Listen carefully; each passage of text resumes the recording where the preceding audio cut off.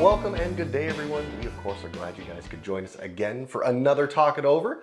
Of course, my name is Ian, and today I have Michaela with me, and I think we're going to dive into a pretty good conversation in our second part of the message series, Being There. So it should be really good. But before we dive into that, we are going to catch up a little bit. So how are things been the last, week or so? How have things been going? It's been a good week. The weather is a lot warmer. Yes. Like summertime, really, in April. It is, yeah. So John and I, my husband John and I, we've been going on lots of walks. Just honestly trying to soak in as much warmth as possible before it starts to get cold again. Yes, they are calling for cold. Yeah, so that's been good. Yesterday we went to go see our friend's graduation recital. Oh, nice. So she was playing the piano, and she's been in this program for a couple years preparing for this performance, and she did a beautiful job. Okay. So it was really good just to be there, support her, Yep. see other friends too from university. Yeah, just realizing how important friendships are and investing in people. So it's been good. It's been really good. So is this like more of like an exam kind of an idea of the course? Exactly. Yeah, so this was like her final, shall we say, like assignment or whatnot to do her program. And so now she's done. Wow. She's finished her master's. I think it's a master's program. So Wow. yeah, it was a big moment for her. Yeah. And just having her friends and family be there to support her. It was very special. Yeah, it's one of those moments that you don't want to be nervous about. You just want to enjoy because it's kind of this culmination of everything you've been working to finish, but yet you want to get it really, really well and have it done well, that it's not a total disaster, right? So I think Totally. you get nervous, but you shouldn't be nervous because it's supposed to be enjoyable. But Totally. Yeah. How was your week? my week, busy. Yeah. Busy. Yeah, things, of course, at work have been ramping up dramatically with the tire season change, which of course we have here in Canada, as we have winter and summer tires.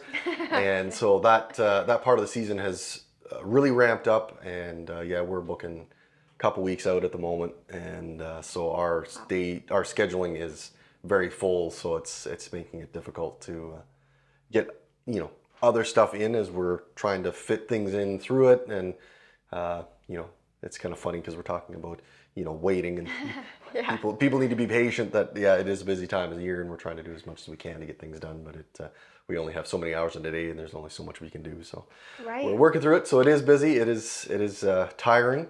That's kind of funny. Tiring. Tires. Little play on words. That, Is that a dad joke? that might be a daddish mechanic joke. Probably. A little bit of both, but it is exhausting, and trying to come home and again have mental capacity and physical capacity to continue to keep up with a 7-year-old is a lot, but we do the best we can and keep things going. And the weather's been really, really good so far. We've been really enjoying being outside. I was cooking some brisket yesterday for 14 hours, so that was a lot of fun. Oh, amazing. In your smoker? Yeah.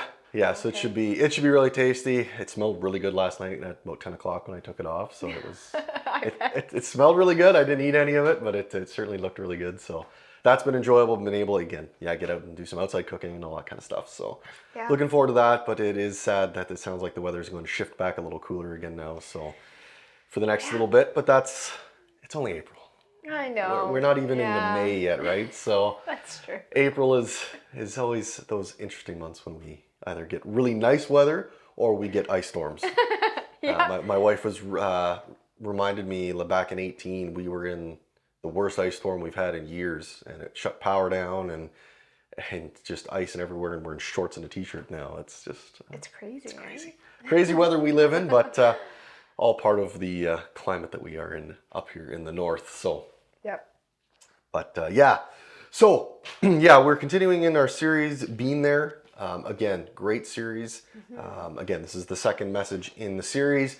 If you, of course, haven't had a chance to watch the first one yet, you can go back to our YouTube at LifeNorth.Church. Everything's posted there. You can like, subscribe, and of course be notified, which again takes all that kind of remembering of all the decisions we have through a week.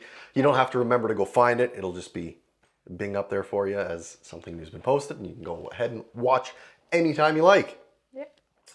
So the title of this week's message kind of alluded to, why is God so slow? Oh, what a title. I don't know if it's God's so slow or we're impatient. Probably but, the latter. I thought, again, excellent title, very intriguing with the title about why is God so slow? And sometimes it does feel that way.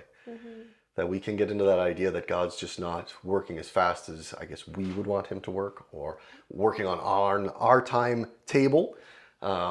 And tends to seem that maybe God isn't there or isn't with us, but yet is still there.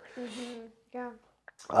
So Craig opened it up really well, I think, with a bit of a statement of, while you're waiting, God is working. And I think we tend to forget that in the background, God is always working. He's always there. And yet when we have to wait or become impatient, we kind of forget that he's still working. There's things going on that we're not seeing to get us to the outcome that God has for us. So I thought that was really good. Sometimes God does something in you before he does something through you. So Craig kind of talked about that internal change, praying about stuff, things being prepared for you. And again, a great way to kind of culminate what he was talking about, and having, a bit of his story with him praying for his wife, who he didn't know who it was going to be. And, had a friend bring his wife kind of back to God after she kind of became slightly distant.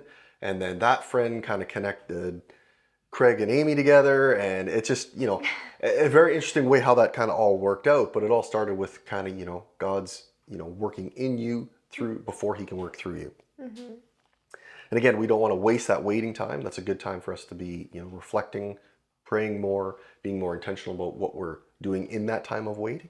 Yeah. And I think it's just excellent message.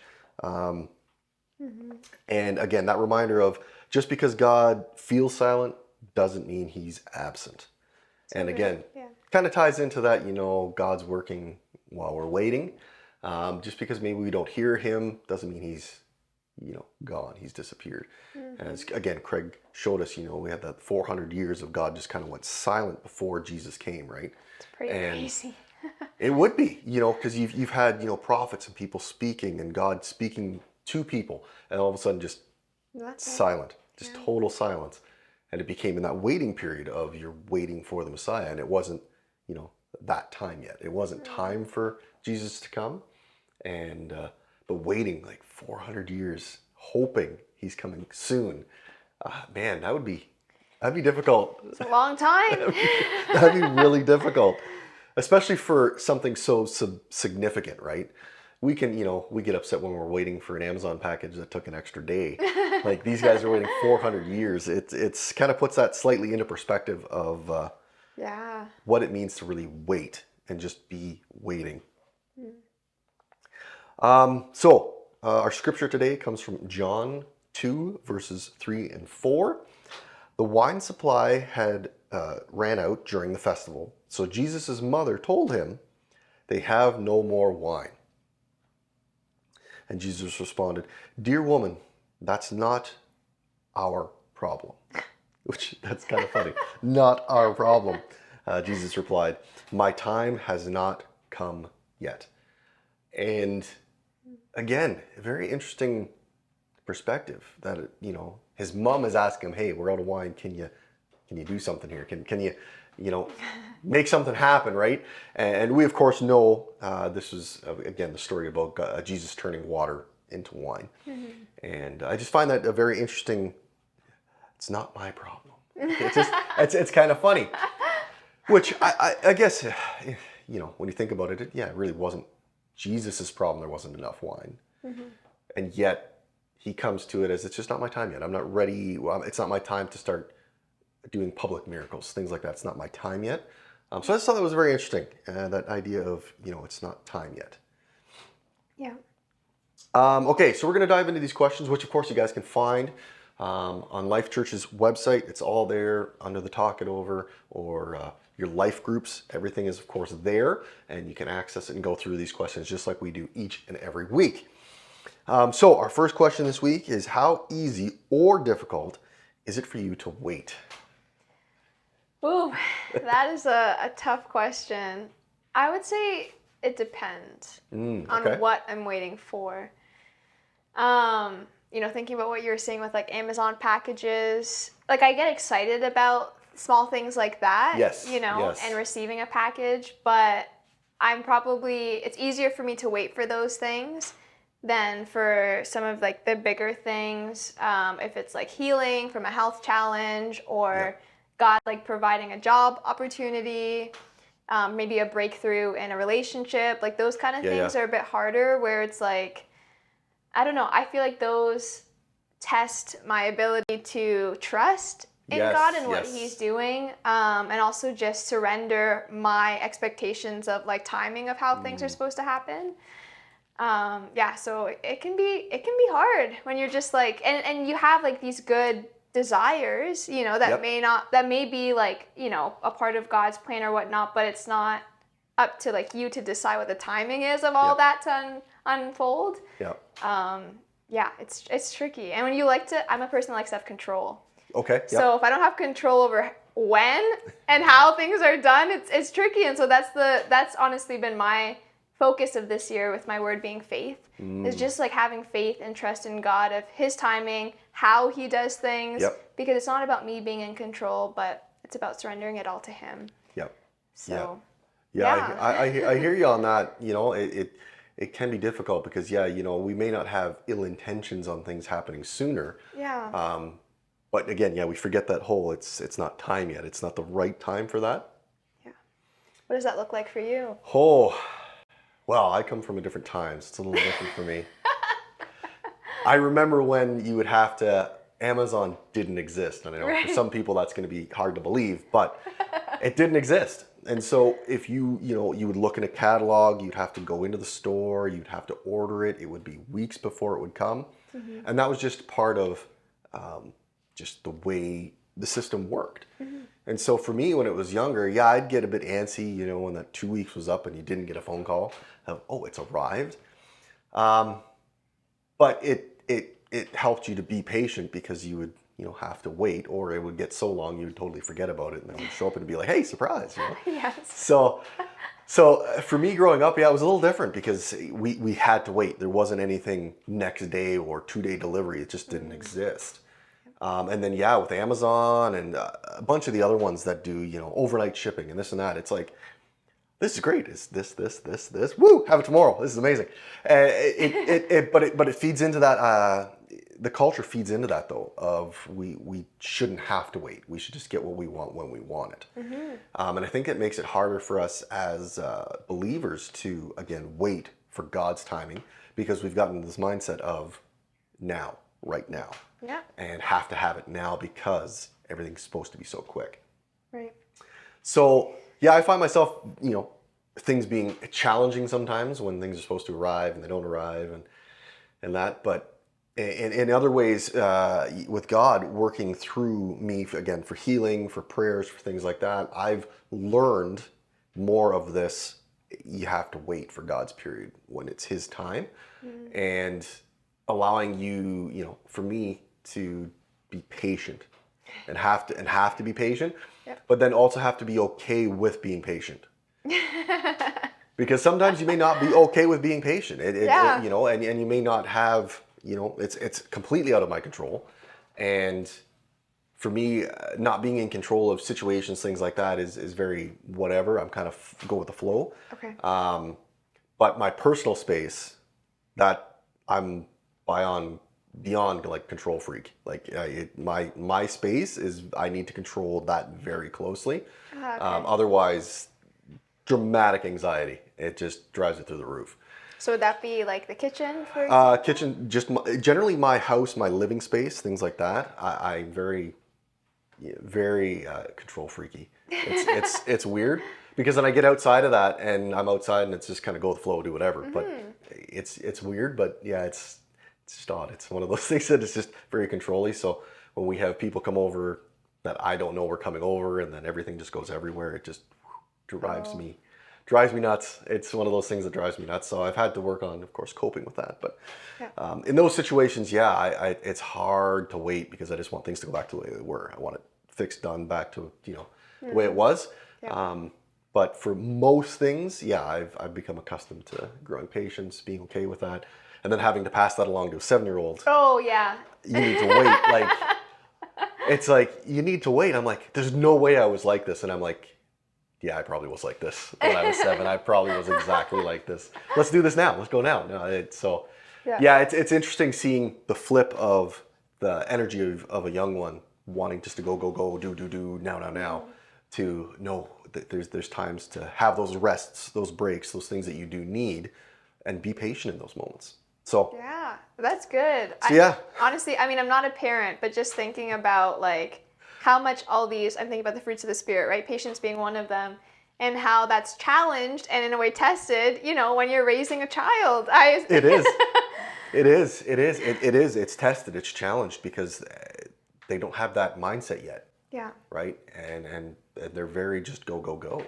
And it moves everything. And again, for me, all my space, things that were, my space are no longer my space anymore. And again, having to adjust to that. So yeah, it's just, it's interesting. But yeah, things can be easy and difficult for, depending on, again, what the situation is or what part of area of your life it is. Things can be easy or difficult to wait or not to wait. Yeah. But please let us know in the comments. We, of course, would love to hear from you guys what that might be. So, in the message, was there a part of it that was very impactful for you? Something that really kind of stood out? Yeah, I think with Craig starting off with just acknowledging that Jesus' ministry started like 30 years after he was born. Yes. And him being able to prepare, be educated, mature. Like it took all of that, and then, at that 30-year mark, being able to start with like the miracles and teachings and being able to bring people to become like devoted followers of him. And I don't know, I think about being young and how sometimes I'm like, oh, like I'm so ready to like step into this, and like, God, if this opportunity doesn't happen, does it mean like you're not going to make it happen at all? Like, I just kind of go into all those things again because I have expectations of where I should be in life. Yep. Now, to be honest, reflecting on where I am right now, I am blown away at the opportunities and the open doors that God has provided me with, and just thankful to be like married and, have a good job and be a part of a ministry that I'm really passionate about. Like just all those things. I'm like, wow, like God, you're doing these things. I'm in my 20s. God willing, I still have a whole like long life to live still like ahead of me. Yep. But I get to look back on my life and see those moments or those seasons where he was really like challenging me to grow in areas, and now see like, okay, I've grown in that, or now there's something new that he's working in me or doing in me. And I think just trusting that God knows what he's doing, because sometimes I'm like, do you know? Do you have like my best interest in mind? And just knowing that he's our Heavenly Father, who, I think about our earthly fathers, like yourself, you want to bless your son, you want to give him gifts, you want to take care of him. And so how much more does God want to do that for us? Well, exactly. Right? Yep. So, yeah, it's, I think that really stood out to me, is just how long Jesus had to wait. Yeah, it's really growing that 30 years of him growing and learning, but also, maturing and recognizing that, it's not my time yet. It's coming, but it's not yet, right? Yeah. That was pretty good. I liked your idea, God trying to working. It's like you almost kind of want to send him a little text message. Hey, I can take a little more. You can send me something else now, right? Like that kind of an idea, right? You want to just kind of, hey, maybe I can, slip a little note to God. Hey, I'm ready. You can send me something else, right? And but again, it's that idea of it's not time yet, and I think that's where you kind of lose, sight of God's plan, right? Because there is a plan for us, and yet we tend to get a little bit control-y, or we want to move things along faster, or in a different direction that we think would be better, and I think we kind of lose that. Yeah, totally. Honestly, that makes me think of like a small business that I'm trying to work on with, creating handmade greeting cards. Been working on that for the last 3 years, and I'm I love results. I guess a lot of us do. Yeah, I You know, would whether agree. it's working out and you're like, you're fit, you're toned, or with a business, seeing it thrive. That's like where I'm at right now. And I really struggle with like, God, is this what you want me to do? Because I'm not seeing the results I want. Yep. And so it might just be that it's not that, like, the timing is not yet. It's not like a never per se. I don't know. Yep. And right now, I don't think it's just like a stop, quit what you're doing. It's just like a persevere, trust in me, see what happens. Yep. But it's it's really testing my faith and just being able to persevere, honestly, through times where you don't see things working out as you hope they would. Yeah, exactly. Yeah, I think for me it was just the idea was, while we're waiting, God's working. And I think I forget that a lot, that God's still working in the background. He's still changing me, changing the people around me, preparing them, and preparing me as well. And I think I forget that because I'm like, you get this idea of, okay, God, it's been a while. Let's get this moving. Like, and it's, you start to get a little bit impatient as you're waiting for, either a result, or you're like, okay, what's the next step? I've been here for too long. Let's keep moving. And especially if you find yourself as like a very busybody, have to stay busy doing stuff. That I think would be more challenging in that waiting period of, I'm ready to keep going. I want to keep going, and not, remembering, no, it's okay. God's got the plan. It's going to come at the time it's supposed to come. Yeah. And, whether it's a different step, it's you're reaching out to somebody, or maybe it's no, this isn't the right direction, but something comes along to move you to something different from the path that you were on to something different. But this was being used as the, way to get to that, right? Yeah. So yeah, I think just remembering that, no, God's always working. Even when we're busy or waiting, he's always working. I think is one of those big points there. Would you say that you're a busybody? Like you just have to constantly be doing something? No. Okay. No, I'm not a busybody, not by any means. I would say when I was younger, probably. I always like to be going and doing.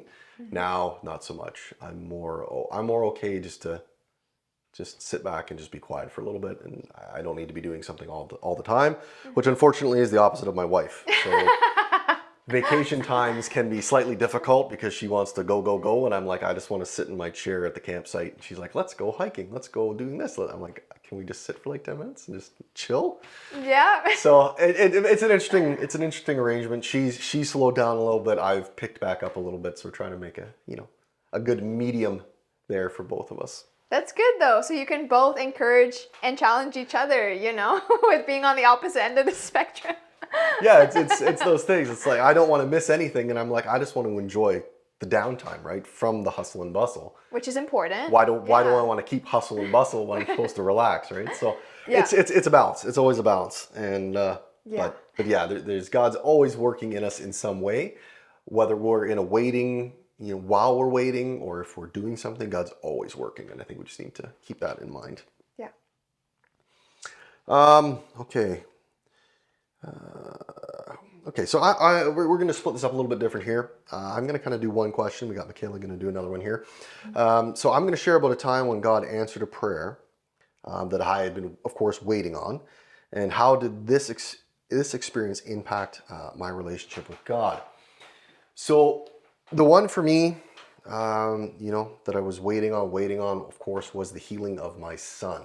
Mm-hmm. That was something that became a very focused prayer, not just to me, not just to my wife, but to our church family and other people that had been following kind of his journey, had been praying for that miracle, praying that things would just boom, that we knew God could fix it. We knew that. We knew he could make that miracle. We knew we could do that. So we're like, okay, we're going to pray intently about that. Mm-hmm. And so God answered that prayer, but it wasn't in the way we expected. He answered it with, it was a no. It was a no. That was the answer. Yeah. And that's a hard one to get when you're praying very hard and very direct about what you're hoping God can do, and knowing he has the power to do it, and yet the answer becomes no. And Craig, of course, touched on that a little bit about sometimes the answer is no. That is the answer. It's not that it's the wrong answer. It's not that it's God's being mean. It's just that's not the plan. That the answer is no. And so for me, it was difficult because you're trying to, you want to see a result. You want to see a miracle. You want to see this happen. And yet the answer is no. And so for me, it brought me to a point where I was upset with God. I would yell out to God and ask him, why? Why are you doing this? And it was just, this is the plan. That's the answer I got was, this is the plan. This is what it is. It's okay to be angry with me. It's okay to be upset. It's okay to show that emotion. Because that needs to come out. And so, yeah, it impacted into the point of it started to change my perspective of God isn't just a prayer vending machine that'll answer everything, give you what you want, but having the understanding that the outcome of what God's plan isn't what we expect. It's very different. It's his plan. And for me, it helped me to shape the idea that we have to be okay with the decisions that happen, the things that God puts in place. You have to be okay with those. And you have to be, you have to understand that that's sometimes going to be the answer. Sometimes you're going to get an amazing yes, and it's going to be boom, whatever that was you were praying for. Other times it's a hold on, wait, just not time yet. And other times it's going to be a no. But you have to be okay with all three. And as Craig mentioned, in those answered prayers, glory to God. In the waits, glory to God. In the no's, glory to God, because we have the understanding that he's got a bigger plan. Yes. So good. So good. Yeah, for me, that was how it was. But it drew me to the relationship with God of being his plan's just bigger. It's not about me. It's not about my wants, my desires. It's about what God has for us.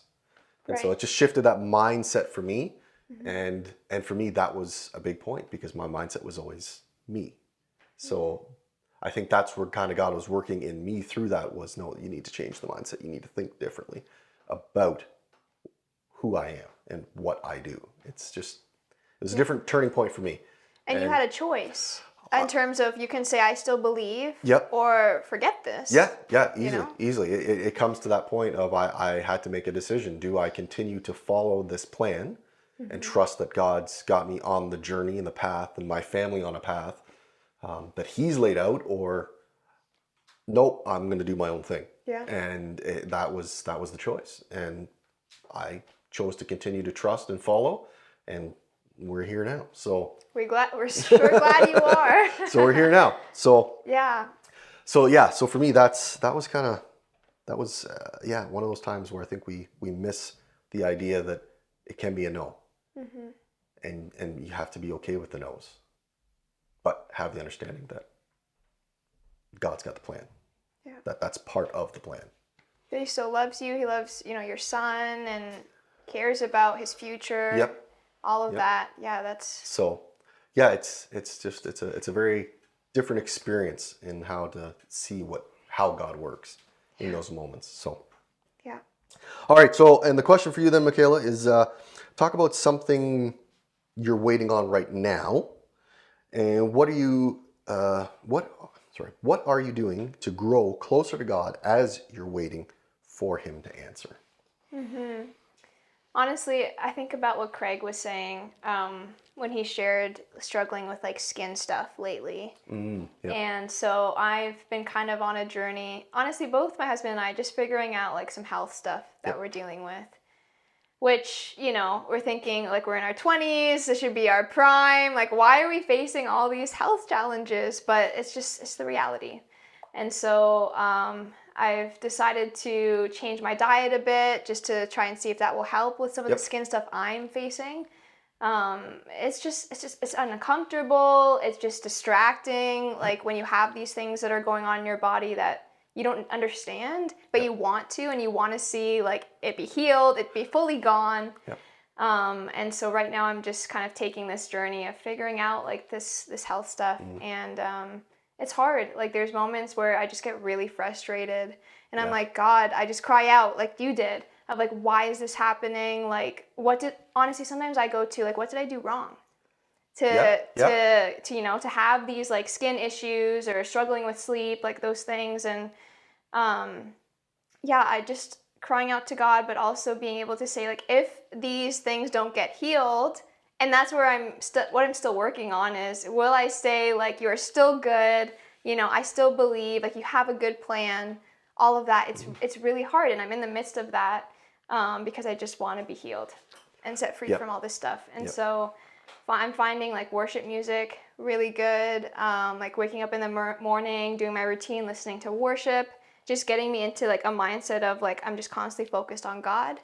And then having like casual small prayers throughout the day of just like praying over things that I'm dealing with and relying on Him for energy, for good health.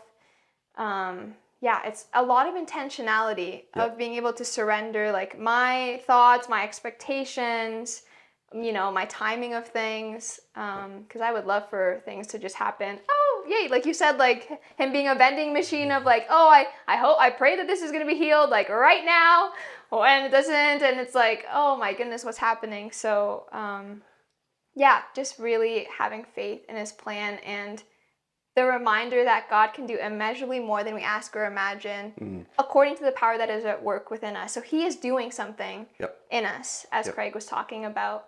And so, I'm excited to see what He's going to do and how He's going to use this season of figuring out this health stuff. Whether or not it's leading to healing or something else. I don't know, but I'm going to trust. I'm going to try to trust Him anyways. It's one of those things where, you're on a journey. And we, of course, we've met many different people from many different backgrounds. And, being able to, share our faith, our journey, answering questions of why are we so different? Why is our attitudes different? Why are we not struggling with these things? Why are we, and being able to explain those and why we're doing those, because, we've got God with us. And they didn't, and that was really the deciding difference between us. And I don't know.